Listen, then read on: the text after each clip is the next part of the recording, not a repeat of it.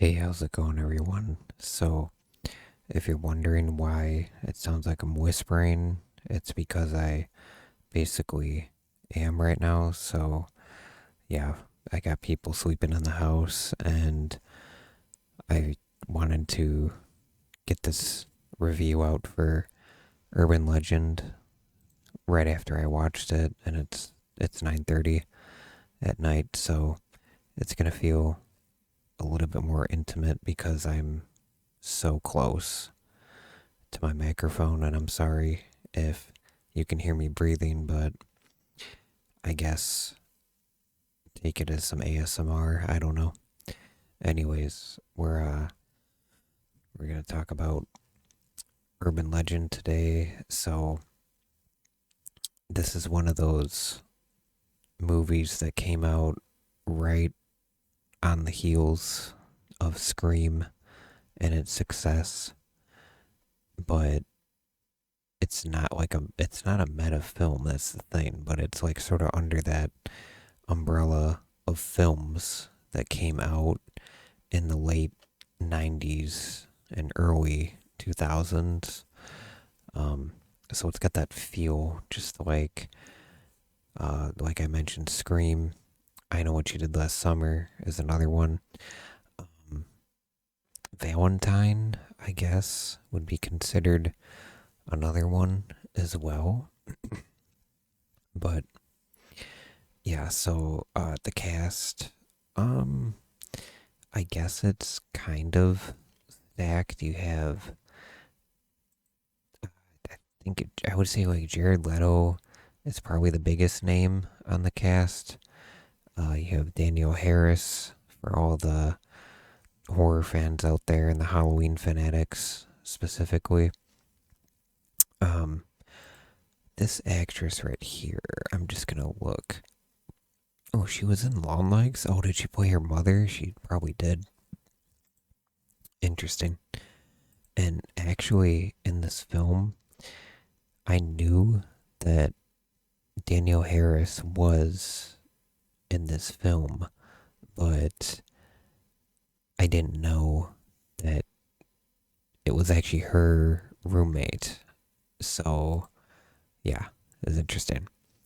So, yeah, I give it 3.5 stars out of 5. I feel like this film is very solid. I like the premise that it goes off of, and honestly, the kills are pretty damn original, if I'm gonna be completely honest. I mean, they're not original in a sense that they're urban legends, but they're original to the screen, if you will.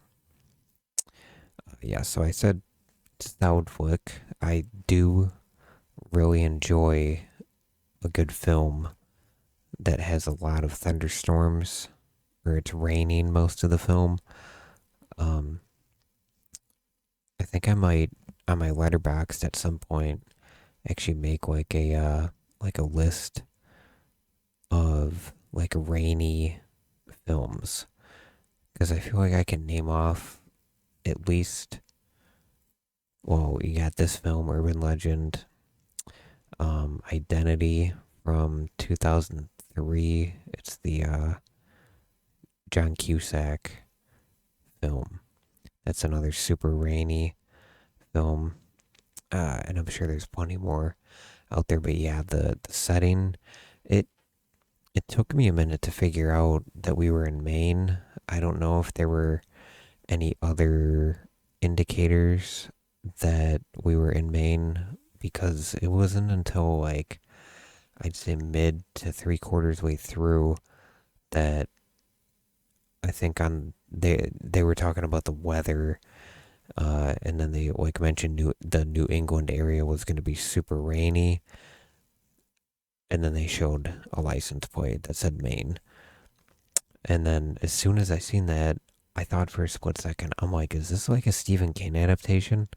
But I don't even think it is. But yeah, like I said, it's one of those films that was right off the heels of Scream, and yeah, I mean the cast, eh, whatever. Okay, so let's read some of these other reviews. Holy crap, some people read these a lot. Let's see here. So they got a lot of quotes. Urban Legend has a wonderful premise for a slasher, and at times it lives up to that potential. The opening scene, for example, is a thing of beauty, and I still remember how it made me feel in theaters. Great character work done here, and many of the kills are really fun. The third act is kind of boring, though, with an ending that doesn't quite fit to the theme of the rest of the film. It's a mixed bag, but worth the slasher. Yeah, that's a pretty solid review for sure. I guess, I don't know how to feel about the ending. Um, Even with it fresh in my mind, it's interesting for sure because the ending, I don't know if they were going for like, is there a sequel? Hold on.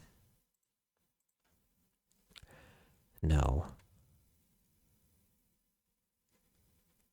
Is this the sequel to this film? It's gotta be. There's no way. 11%? Oh boy.